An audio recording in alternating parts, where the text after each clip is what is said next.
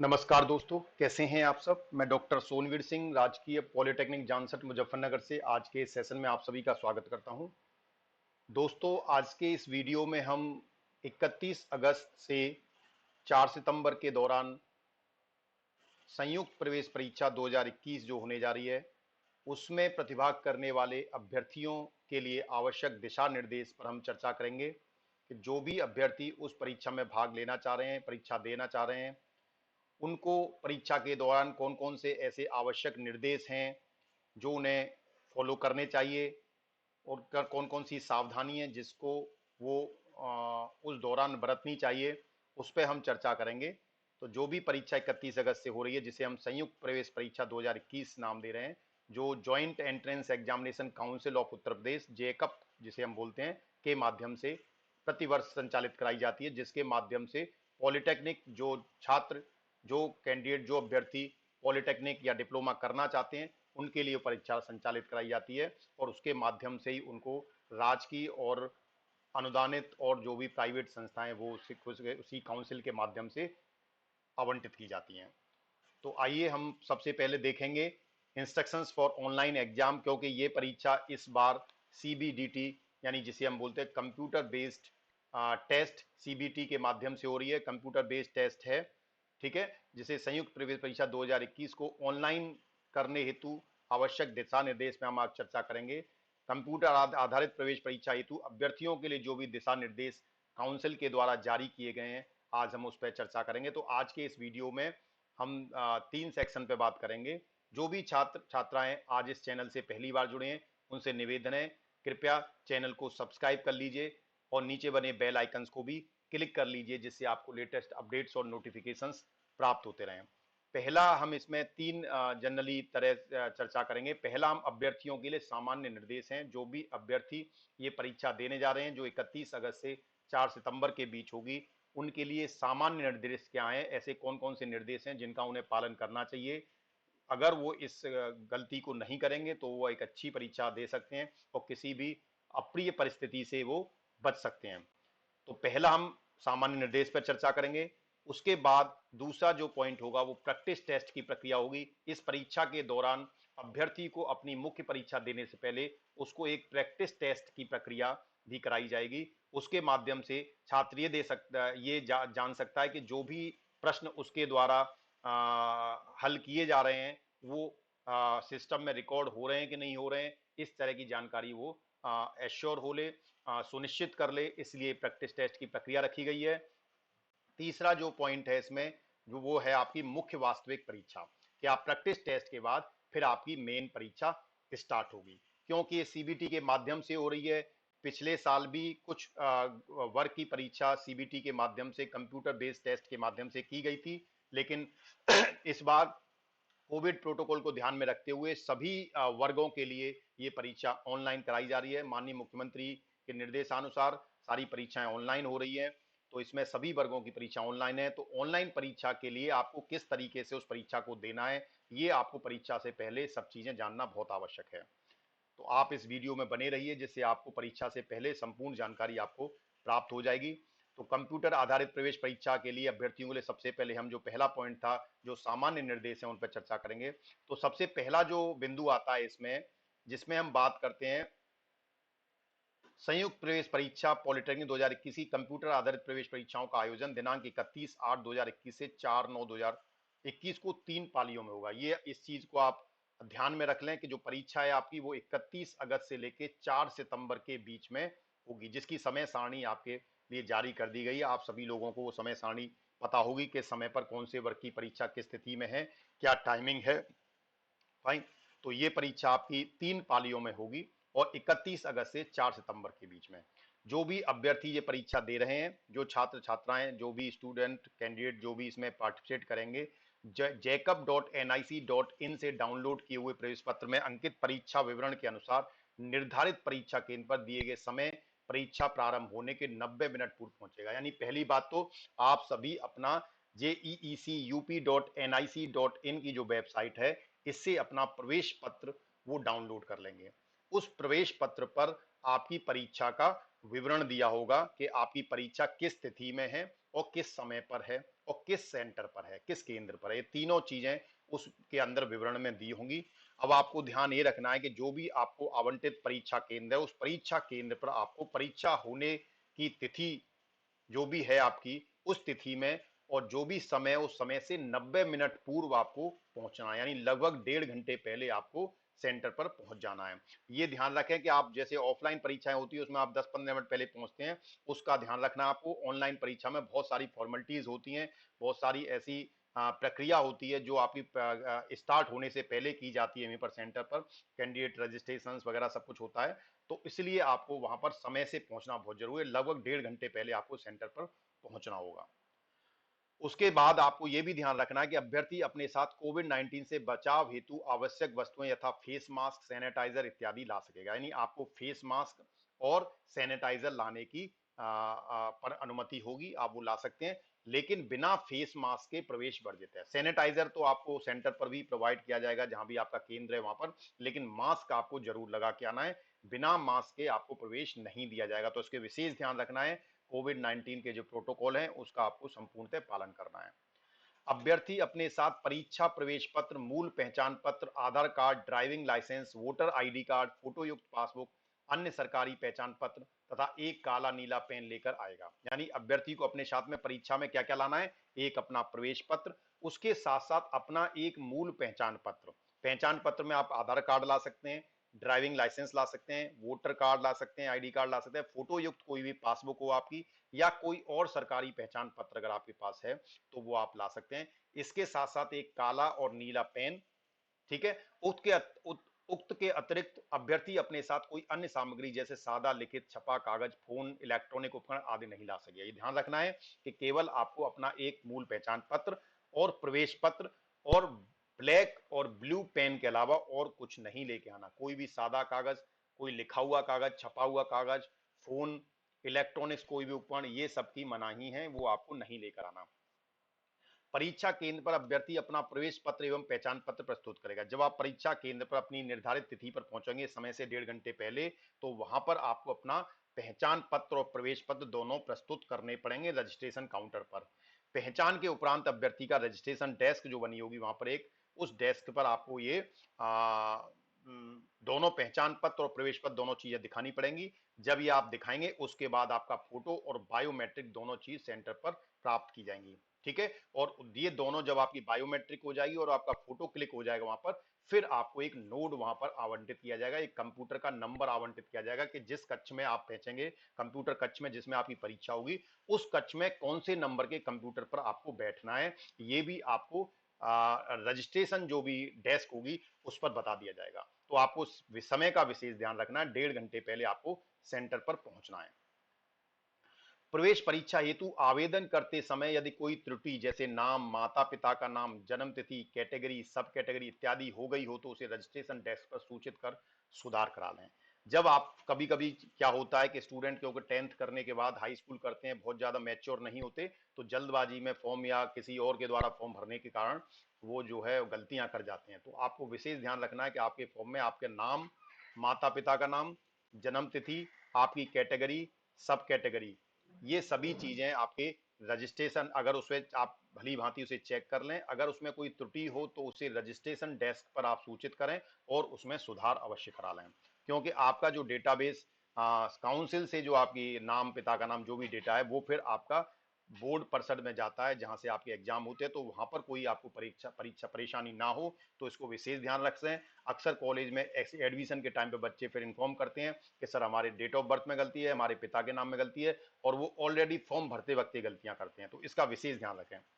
अभ्यर्थी अपने आवंटित कंप्यूटर पर ही बैठेगा जिस पर अभ्यर्थी के विवरण जैसे नाम, एप्लीकेशन नंबर, परीक्षा ग्रुप तथा आवंटित सिस्टम का नंबर प्रदर्शित होगा। जब रजिस्ट्रेशन डेस्क पर आपको कंप्यूटर एक आवंटित कर दिया जाएगा, तो जब आप कंप्यूटर कक्ष में जाएंगे तो आपको जो कंप्यूटर कक्ष में कंप्यूटर अलॉट किया गया है, आवंटित किया गया है, उस कंप्यूटर पर आपका नाम लिखा होगा, आपका एप्लीकेशन नंबर लिखा होगा, आपकी परीक्षा का ग्रुप होगा और आपके सिस्टम का नंबर होगा। ये चीजें सारी लिखी होंगी, उसी सिस्टम पर ही आपको बैठना है। अभ्यर्थी आवंटित कंप्यूटर के माउस से लॉगिन के बटन पर क्लिक करके आगे बढ़ेगा। तो जैसे ही आप उस कंप्यूटर पर बैठेंगे तो कंप्यूटर पर लॉगिन का एक बटन आपको शो करेगा, उस लॉगिन के बटन पर आप क्लिक करके आगे बढ़ेंगे। आगे हम ऑनलाइन आपको इससे अगले वीडियो में आपको हम बताएंगे कैसे आपको एक मॉक टेस्ट कैसे दोगे, आप प्रैक्टिस टेस्ट कैसे देंगे, वो हम आपको लाइव इंटरनेट पर कर कर अगली वीडियो में बताएंगे। तो अभ्यर्थी आवंटित कंप्यूटर के माउस पे जो लॉगिन बटन है उस पर क्लिक करके आप आगे बढ़ जाएंगे। अगली स्क्रीन पर अभ्यर्थी द्वारा उसके प्रवेश पत्र पर अंकित पासवर्ड को कंप्यूटर पर अंकित करेगा। जो आपको प्रवेश पत्र मिलेगा उस प्रवेश पत्र पर आपको एक पासवर्ड अंकित होगा।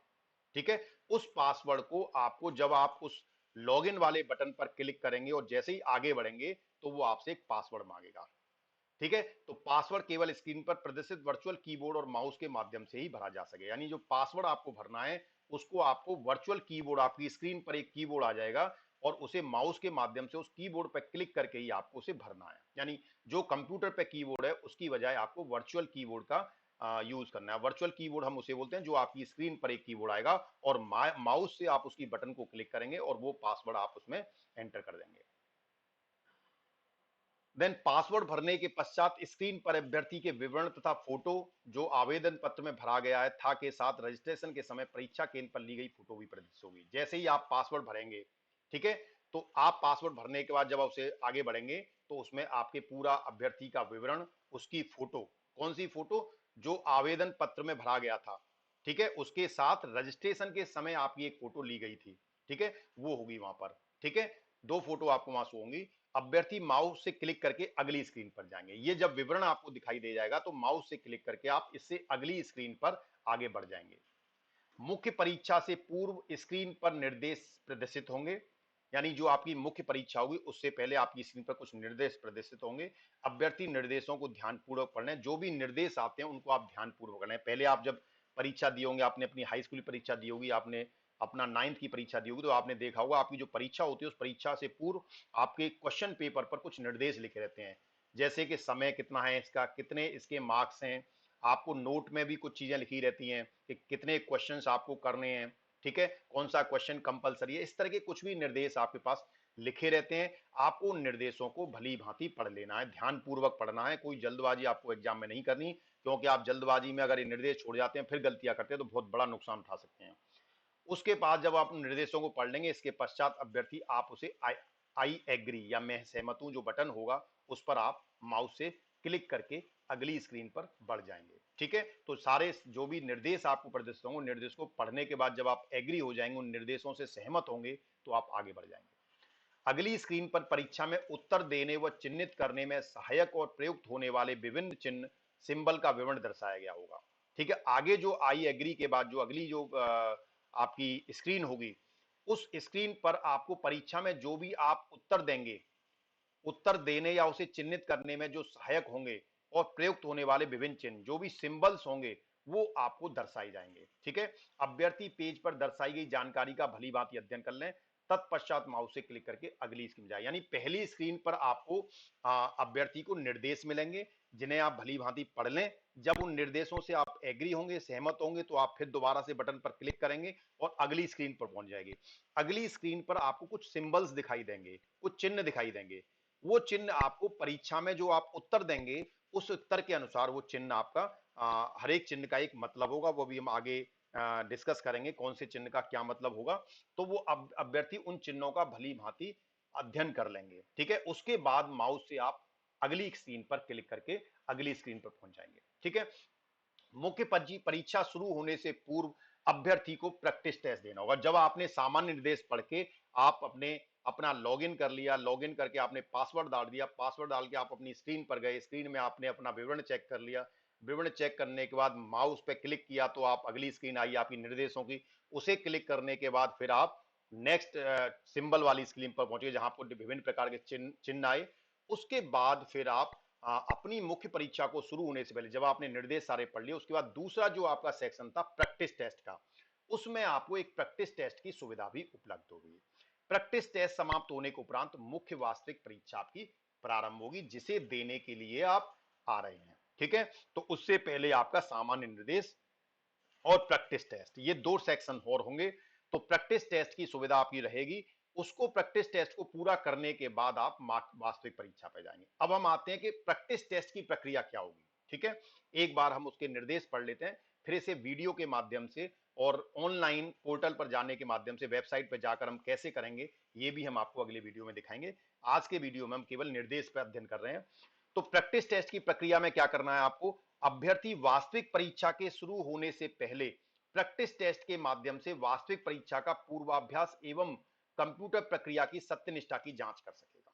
यानी इस प्रैक्टिस टेस्ट को रखने का जो उद्देश्य है वो ये है कि कोई भी जब बच्चा कंप्यूटर पे परीक्षा देगा तो उसके दिमाग में ये संशय ना रहे कि मैं जो प्रश्न कर रहा हूं कहीं वो ऐसा तो नहीं सेव ना हो रहा हो, वो सेव हो रहा है कि नहीं हो रहा है। तो ये सारी चीज जांचने के अलावा, क्योंकि कंप्यूटर के पीछे बैकएंड में क्या हो रहा है वो किसी को पता नहीं होता है, तो उसे हम टेस्ट जब ही करते हैं जब हमारे पास रिजल्ट होता है। तो इसमें प्रैक्टिस टेस्ट के माध्यम से आप उसकी सत्यनिष्ठा की जांच कर पाएंगे कि जिस कंप्यूटर पे आप बैठे हैं उस कंप्यूटर की जो प्रक्रिया है उसकी सत्यनिष्ठा वो सही है कि नहीं है, इसकी जांच करने के उद्देश्य से ये प्रैक्टिस टेस्ट रखा गया है। इस कार्य हेतु प्रैक्टिस टेस्ट बटन पर माउस से क्लिक करके अभ्यर्थी अगली स्क्रीन जाएंगे।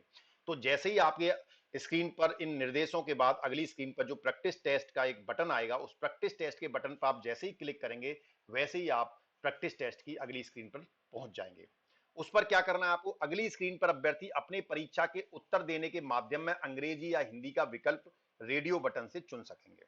यानी जो भी आप परीक्षा दे रहे हैं उसमें आपको अपना जो उत्तर है वो हिंदी में देना है कि इंग्लिश में देना है, इसका एक विकल्प आएगा। क्योंकि आपका जो प्रश्न है उसमें प्रश्न आपका हिंदी में भी होगा, इंग्लिश में भी होगा, विकल्प आपके हिंदी में भी होंगे और इंग्लिश में भी होंगे। तो आप जौन सा विकल्प हिंदी का या इंग्लिश का जिसमें भी चूज करेंगे, बटन चुनेंगे हिंदी में विकल्प देने का या इंग्लिश में, वो आपको प्रश्न तो आपको दोनों में ही दिखेगा, हिंदी में भी इंग्लिश में भी, और विकल्प भी आपको दोनों दिखाई देंगे। लेकिन विकल्प भरते वक्त आप वही भर पाएंगे जिसका आपने विकल्प चुना होगा।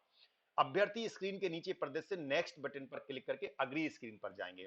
जब आप अपना विकल्प चुन लेंगे, सपोज जो बच्चे हिंदी मीडियम के उन्होंने अपना विकल्प हिंदी चुन लिया तो वो हिंदी में जवाब चुनेंगे, और जो बच्चे इंग्लिश मीडियम के अंग्रेजी माध्यम के हैं उनके द्वारा चुना हुआ विकल्प अंग्रेजी का होगा। इस टेस्ट स्क्रीन पर प्रश्न एवं उनके उत्तर विकल्प प्रदर्शित होंगे जिन्हें अभ्यर्थी हल करेगा। अब अगली स्क्रीन जो आपकी आएगी विकल्प चुनने के बाद, उस पर आपके प्रश्न होंगे और उस प्रश्न के नीचे उसके 4 विकल्प होंगे। जो प्रश्न आपका हिंदी और इंग्लिश दोनों में होगा और विकल्प भी आपके और हिंदी और इंग्लिश दोनों में होंगे। लेकिन जिस अभ्यर्थी ने हिंदी विकल्प चुना है तो वो हिंदी वाले विकल्पों पर अपना विकल्प चुनेगा, और जिसने अंग्रेजी का विकल्प चुना है वो अंग्रेजी वाले बटनों पर क्लिक करेगा। प्रश्नों के उत्तर देने के पश्चात अभ्यर्थी व्यू रेस्पॉन्स बटन पर क्लिक करके अपने द्वारा दिए गए उत्तर देख सकेंगे तथा सत्यता की जांच कर सकेंगे। यानी जैसे ही आपने प्रश्नों के उत्तर दे देंगे आप, उसके पश्चात आपके पास व्यू रेस्पॉन्स का एक बटन होगा। उस व्यू रेस्पॉन्स के बटन पर जब आप क्लिक करेंगे तो आपने जितने भी प्रश्नों के उत्तर दिए हैं उनकी आप सत्यता की जांच कर पाएंगे। ठीक है, जो हमारा इस प्रैक्टिस टेस्ट की प्रक्रिया का जो उद्देश्य है। अभ्यर्थी अपने द्वारा दिए गए उत्तरों की सत्यता की जांच कर लें, तत्पश्चात कंटिन्यू बटन पर क्लिक कर लें। तो आपने जो भी प्रश्न का उत्तर दिया है उस प्रश्न का उत्तर जब आप व्यू रेस्पॉन्स पे जाएंगे तो वहां देख पाएंगे कि आपने क्या उत्तर दिया है, जिससे आप सत्यता की जांच कर पाएंगे। और जब आप ये निश्चित हो लें, सुनिश्चित हो लें कि आपके द्वारा दिया गया जवाब रिकॉर्ड हो रहा है, तो आप कंटिन्यू बटन पर क्लिक करके आगे बढ़ जाएंगे। देन इसके पश्चात अभ्यर्थी आई एम सेटिस्फाइड बटन पर क्लिक करेंगे। ठीक है, जब आपने अपना विकल्प चुन लिया और व्यू रेस्पॉन्स के माध्यम से आपने उसकी सत्यनिष्ठा भी चेक कर ली कि वो आपका रेस्पॉन्स सही आ रहा है कि नहीं आ रहा है, उसकी भी आपने संतुष्टि कर ली, तो उसके बाद आप आई एम सेटिस्फाइड बटन पर क्लिक करेंगे। फाइन। देन तत्पश्चात अभ्यर्थी आई एग्री बटन पर क्लिक करेंगे। उसके पश्चात अभ्यर्थी क्या करेंगे, जो आई एग्री बटन है उस पर आप क्लिक करेंगे। उक्त प्रक्रिया के पश्चात मुख्य पृष्ठ पुनः स्क्रीन पर प्रदर्शित होने लगेगा तथा अभ्यर्थी केंद्र व्यवस्थापक द्वारा मुख्य वास्तविक परीक्षा के प्रारंभ होने की सूचना मिलने की प्रतीक्षा करेंगे। जब आप आई एग्री बटन पर क्लिक करेंगे तो अगली जो स्क्रीन आएगी उस स्क्रीन पर आपकी मुख्य वास्तविक परीक्षा प्रारंभ होने की मुख्य वास्तविक परीक्षा प्रारंभ होने के लिए स्टार्ट बटन बेसिकली आएगा। तो जब आपको जो आपकी परीक्षा के जो प्रभारी हैं वहां पर जो केंद्र व्यवस्थापक हैं, जैसे ही वो आपको सूचना देंगे कि स्टार्ट योर एग्जाम, आप अपनी परीक्षा को प्रारंभ करें, तो आप उस समय उस परीक्षा को क्लिक करके प्रारंभ करेंगे। तो ये इसके लिए जब तक आप प्रतीक्षा करेंगे जब तक कि आपको उसके लिए निर्देश ना दिए जाएं। केंद्र व्यवस्थापक द्वारा परीक्षा के प्रारंभ करने का संकेत मिलने पर अभ्यर्थी के स्क्रीन पर स्टार्ट टेस्ट बटन प्रदर्शित होगा। ठीक है, यानी कि जब आप अपने प्रैक्टिस टेस्ट प्रक्रिया पूरा करने के बाद आगे बढ़ेंगे तो आपकी मुख्य वास्तविक परीक्षा की स्क्रीन आ जाएगी, लेकिन उसमें स्टार्ट टेस्ट बटन जो है वो प्रदर्शित जब ही होगा जब आपको परीक्षा को प्रारंभ करने का संकेत मिल जाएगा। ठीक है, और संकेत मिलते ही आपकी स्क्रीन पर तुरंत अभ्यर्थी स्टार्ट टेस्ट बटन आ जाएगा। उस स्टार्ट टेस्ट बटन पर क्लिक करके आप अपनी परीक्षा को, मुख्य वास्तविक परीक्षा को प्रारंभ कर देंगे। तो अब हम यहां से मुख्य वास्तविक परीक्षा की प्रक्रिया को देख रहे हैं। ठीक है, तो जैसे ही आपको संकेत मिला केंद्र व्यवस्थापक से, वैसे ही आप अपने स्क्रीन पर स्टार्ट टेस्ट बटन पर क्लिक करके आप अपनी परीक्षा को प्रारंभ कर देंगे। मुख्य परीक्षा के प्रश्न एवं उनके उत्तर विकल्प के रूप में एक एक कर अभ्यर्थी के स्क्रीन पर प्रदर्शित होंगे। ठीक है, तो प्रश्न जो है आपके एक एक करके आपके पास आएंगे। पहले एक प्रश्न आएगा हिंदी इंग्लिश दोनों में, उसके 4 विकल्प हिंदी और इंग्लिश दोनों में होंगे। जब आप उसमें से एक विकल्प को जब आप चूज कर लेंगे, चुन लेंगे, तो आप नेक्स्ट बटन पर क्लिक करेंगे तो अगली स्क्रीन पर दूसरा प्रश्न आएगा। तो एक एक करके आपकी स्क्रीन पर प्रश्न प्रदर्शित, ऐसे नहीं होगा कि बहुत सारे प्रश्न एक साथ आ जाएंगे। स्क्रीन पर एक बार में एक ही प्रश्न प्रदर्शित होगा। अभ्यर्थी स्क्रीन पर प्रदर्शित रेडियो बटन को क्लिक करके प्रत्येक प्रश्न का उत्तर देगा। ठीक है, आप रेडियो बटन को क्लिक करके वहां पर प्रत्येक प्रश्न का आप वहां पर उत्तर देंगे। यदि अभ्यर्थी किसी चयनित उत्तर को चयन सूची से हटाना चाहता है तो रेडियो बटन पर पुनः क्लिक करेगा। ठीक है, मान लीजिए आपने किसी प्रश्न को चुना और उसका कोई विकल्प दे दिया, कुछ समय बाद आपको लगा कि यह विकल्प आपका सही नहीं है, आपको कोई दूसरे विकल्प पर संशय हुआ और पहले विकल्प पर संशय हुआ और आपको लगा कि ये नहीं, ये वाला सही है, तो आप पुनः रेडियो बटन पर क्लिक करके अपने उस चयनित उत्तर को बदल सकेंगे। ठीक है, हटाना चाहते हैं तो उसे रेडियो बटन पर पुनः क्लिक करेंगे, आप दोबारा हटा सकते हैं रेडियो बटन पर क्लिक करके सूची से। उसके बाद अभ्यर्थी परीक्षा समाप्ति से पहले अचिन्हित उत्तर विकल्प को चयनित उत्तर पत्र में बदलने हेतु रेडियो बटन पर पुनः क्लिक करेगा। ठीक है, अब आपको क्या करना है कि आप अब समाप्ति, जब आपकी परीक्षा समाप्त होगी, ठीक है, तो उससे पहले जो आपके वो सारे उत्तर विकल्प हैं जो अचिन्हित हैं, जिसको आपने चिन्हित नहीं किया, यानी उसमें से कोई विकल्प आपने भरा नहीं है, उन विकल्प को चयनित उत्तर में बदलने हेतु रेडियो बटन पर पुनः क्लिक करेंगे। ठीक है, उसको आप दोबारा से वो कर देंगे, बदल देंगे। स्क्रीन के दाहिने भाग के ऊपर के कोने पर परीक्षा के पूर्ण होने में अवशेष समय प्रदर्शित होगा। ठीक है, स्क्रीन जो आपकी आएगी जिसमें आप परीक्षा दे रहे होंगे, उस परीक्षा में सीधे हाथ की तरफ जो आपका ऊपर के कोना है, दाहिने भाग पर, सीधे भाग पर, सीधे हिस्से पर, अपर राइट कॉर्नर पर आपको वहां पर परीक्षा में कितना समय आपका शेष बचा ये भी प्रदर्शित होगा। उसके नीचे अभ्यर्थी द्वारा अब तक हल किए गए प्रश्नों की संख्या भी प्रदर्शित होगी। जितने प्रश्न आप उसमें से हल करेंगे उतने प्रश्नों की संख्या भी वहां पर प्रदर्शित होगी। स्क्रीन के निचले भाग पर 3 बटन स्थित होंगे। स्क्रीन जो होगी उसमें 3 बटन आपको मिलेंगे, जिसमें अभ्यर्थी एक प्रीवियस बटन पर क्लिक कर पूर्व में हल किए गए प्रश्नों पर जा सकेगा, यानी एक प्रीवियस बटन होगा। प्रीवियस बटन पर अगर आप क्लिक करेंगे तो जो पूर्व में आपने प्रश्न हल किए हैं आप उस पर जा पाएंगे, पूर्व में हल किए गए प्रश्नों पर जा सकता है। मार्क फॉर रिव्यू बटन से अभ्यर्थी उन प्रश्नों को चिन्हित कर सकता है जिसका उत्तर वह बाद में पुनः अवलोकन कर बदलना चाहता है। यानी अगर आपने मार्क फॉर रिव्यू बटन, आपके पास एक प्रीवियस बटन होगा, एक मार्क फॉर रिव्यू होगा। अगर आपने किसी प्रश्न का आप उत्तर दे रहे हैं, उस प्रश्न के नीचे 3 बटन है, एक प्रीवियस, एक मार्क फॉर रिव्यू, एक नेक्स्ट। तो प्रीवियस तो पुराने प्रश्न पर जाने के लिए, मार्क फॉर रिव्यू के माध्यम से, इस बटन के माध्यम से आप अपने द्वारा हल किए गए प्रश्नों पर जो भी आपने किया है, अभ्यर्थी उन प्रश्नों को चिन्हित कर सकता है जिसका उत्तर वह बाद में पुनः अवलोकन कर बदलना चाहता है। यानी अगर आपने किसी प्रश्न का उत्तर दिया, सपोज किसी का बी पार्ट दिया, लेकिन अभी आप उसमें श्योर नहीं है, आप उसे बाद में बदलना चाहते हैं, पुनः अवलोकन करना चाहते हैं, उसका दोबारा रिव्यू करना चाहते हैं, तो आप मार्क फॉर रिव्यू पर क्लिक कर देंगे तो वो प्रश्न आपका रिव्यू के लिए हो जाएगा, नहीं उसके विकल्प को आप बदल पाओगे बाद में। ठीक है, आप मतलब पुनः अवलोकन करके उसके प्रश्न को आप चाहें तो बाद में बदल सकते हैं। और नेक्स्ट बटन पर क्लिक करके आप अगले प्रश्न पर जा सकते हैं। ठीक है, जो नेक्स्ट का बटन है उसके माध्यम से आप अगले बटन पर जाएंगे। तो आपकी स्क्रीन पर जनरली जो कोई भी प्रश्न जब आएगा तो उस प्रश्न के 4 विकल्प होंगे और नीचे 3 बटन होंगे। प्रीवियस बटन से आप समझ गए पीछे वाले प्रश्न पर जाना है, नेक्स्ट बटन से आपको अगले प्रश्न पर जाना है, और मार्क फॉर रिव्यू से अगर आप मार्क फॉर रिव्यू बटन कर देंगे तो जो प्रश्न आपकी स्क्रीन पर है उसका विकल्प आपने जो भी दिया उसे बाद में आप बदल पाएंगे। स्क्रीन के नीचे भाग पर प्रदर्शित प्रश्न संख्या का रंग प्रश्नों की वर्तमान स्थिति को निम्नवत दर्शाता है। अब जो आपकी स्क्रीन है, स्क्रीन का जो निचला भाग है, उस पर जो प्रदर्शित प्रश्न संख्या है, वो प्रश्न संख्या का जो रंग है वो आपको निम्न तरीके से बताएगा। उसका जो प्रश्न संख्या, उसका रंग से आपको ये पता लगेगा कि वो प्रश्न किस तरीके का। जैसे अभ्यर्थी द्वारा हल किए गए प्रश्न हरे रंग में प्रदर्शित होंगे, यानी अभ्यर्थी ने जो भी प्रश्न हल कर लिए हैं, यानी जो आपकी स्क्रीन है उसके नीचे के भाग पर आपको प्रश्न संख्या दिखाई देगी। उन प्रश्न संख्याओं में जितने भी प्रश्न हैं जो आपको हरे रंग से दिखाई देंगे, उसका मतलब यह है कि आपने वो प्रश्न हल कर लिए हैं। तो अभ्यर्थी द्वारा हल किए गए प्रश्नों का जो रंग होगा वो हरा होगा। अभ्यर्थी द्वारा मार्क फॉर रिव्यू चिन्हित किए गए प्रश्न लाल रंग में प्रदर्शित होंगे जो हल नहीं किए गए हैं। यानी ऐसे प्रश्न जो आपने रिव्यू के लिए रखे हैं लेकिन आपने उनको हल नहीं किया, उनका कोई विकल्प नहीं चुना है अभी, आप बाद में उनका विकल्प चुनेंगे तो वो लाल रंग से प्रदर्शित होंगे जो आपने हल नहीं करे, यानी आपने उनका कोई विकल्प नहीं चुना है अभी लेकिन आपने रिव्यू के लिए रखा है। अभ्यर्थी द्वारा मार्क फॉर रिव्यू चिन्हित किए गए प्रश्न का उत्तर देने पर लाल रंग में प्रदर्शित प्रश्न का रंग पीला हो जाएगा। अब आपने जो भी प्रश्न रिव्यू के लिए रखा है और कुछ समय पश्चात बैक जाकर आप उस प्रश्न पर जाकर उसका विकल्प जैसे ही आप भर देंगे तो जो लाल रंग का प्रदर्शित था वो लाल रंग आपका पीले रंग में परिवर्तित हो जाएगा। इसका मतलब ये है कि ये प्रश्न आपने पहले रिव्यू के लिए रखा था, इसको आपने हल नहीं किया था और लेकिन बाद में फिर आपने इसको चिन्हित किया और इसका रंग उसके बाद पीला हो जाएगा। अभ्यर्थी द्वारा स्क्रीन पर प्रदर्शित प्रश्नों के फॉन्ट के आकार को स्क्रीन के ऊपरी दाहिने कोने पर प्रदर्शित ए को क्लिक करके बढ़ाया जा सकता है।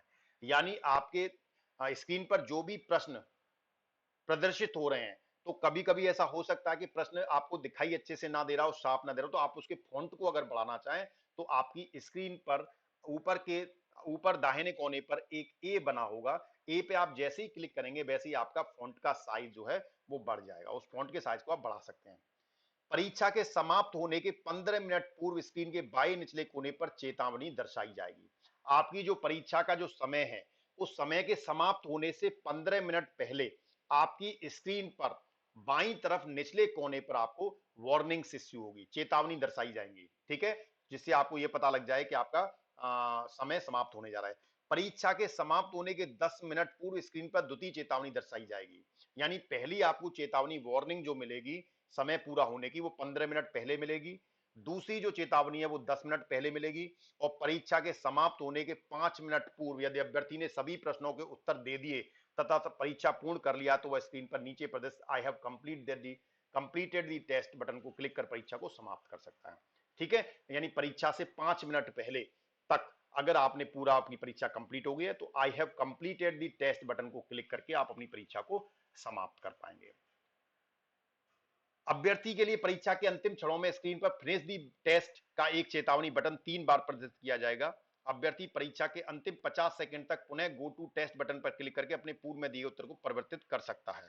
ठीक है, अंतिम 50 सेकंड में, यानी लगभग 1 मिनट पहले, लास्ट का जो 1 मिनट बचेगा उसमें हम go to test button click करके अपने पूर्व में दिए उत्तर को परिवर्तित कर सकेगा। यानी आपने पूर्व में अगर कोई उत्तर को आप बदलना चाहते हैं तो गो टू टेस्ट बटन पर क्लिक करके पूर्व में दिए गए उत्तर को आप बदल सकते हैं।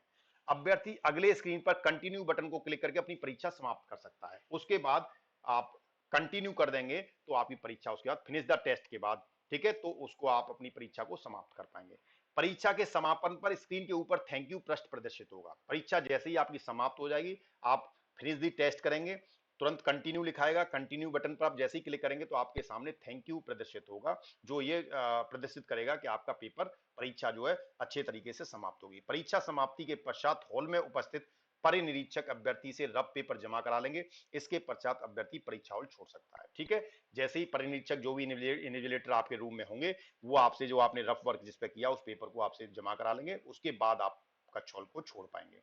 परीक्षा केंद्र से बाहर जाने के पूर्व अभ्यर्थी प्रवेश परीक्षा परिणाम एवं काउंसलिंग से संबंधित नियमों की प्रति प्राप्त कर लें। ठीक है, यानी परीक्षा केंद्र से जब आप बाहर जाएंगे तो उससे पूर्व प्रवेश परीक्षा का जो परिणाम है, अभ्यर्थी प्रवेश परीक्षा परिणाम एवं काउंसलिंग से संबंधित नियमों की प्रति, जो भी आपका परिणाम है वो कैसे होगा और काउंसलिंग से संबंधित जो नियम है वो आपको वहां पर डेस्क पर मिल जाएंगे। प्रश्न व उनके विकल्पों को परीक्षाएं पूर्ण होने के उपरांत चैलेंज के लिए पोर्टल पर प्रदर्शित किया जाएगा। ठीक है, जो भी प्रश्न आपको दिए गए हैं उनके विकल्पों को परीक्षा पूर्ण होने के उपरांत, परीक्षा जैसे ही पूर्ण हो जाएगी, उसे चैलेंज के लिए पोर्टल पर प्रदर्शित किया जाएगा, जिन्हें निर्धारित शुल्क ₹100 जमा कर सुधार के लिए चैलेंज किया जाता है। यानी आपको लगता है कि कोई प्रश्न उसमें गलत था, ठीक है, तो उसको आप चैलेंज कर सकते हैं। उसके लिए ₹100 का एक शुल्क जमा करना होगा और आप उसको चैलेंज करेंगे कि भाई ये क्वेश्चन गलत था, तो उसकी जांच करी जाएगी, ठीक है, परीक्षा पूर्ण होने के पश्चात। परीक्षा परिणाम की घोषणा से पूर्व विभिन्न पालियों में हुई परीक्षाओं में प्राप्त अंकों का नॉर्मलाइजेशन किया जाएगा, ठीक है। उसके बाद जो भी आपकी परीक्षाएं, जो अंक हैं आपके, उनका नॉर्मलाइजेशन करके एक मेरिट सूची बनाई जाएगी।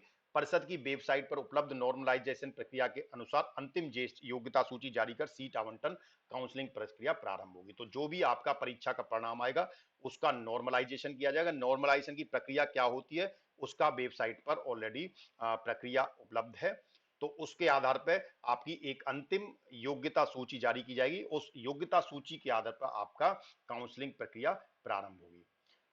परीक्षा संबंधित अगर कोई भी समस्या है तो आप वेबसाइट jacob.nic.in जो वेबसाइट है काउंसिल की, संयुक्त प्रवेश परीक्षा की, ईमेल upjee2021@gmail.com, फोन नंबर 7829207426 और 7829207346, इन पर आप अपनी समस्या कोई है तो इन पे आप कांटेक्ट कर सकते हैं। समस्या संबंधी परीक्षा के दौरान अगर कोई है तो आप उस पर कर सकते हैं। Thank you very much, thanks for your patience. जो भी अभ्यर्थी चैनल से पहली बार जुड़े हैं उनसे निवेदन है कृपया चैनल को सब्सक्राइब कर लीजिए और नीचे बने बेल आइकन्स को भी क्लिक कर लीजिए, जिससे आपको लेटेस्ट अपडेट्स और नोटिफिकेशंस प्राप्त होते रहें। धन्यवाद।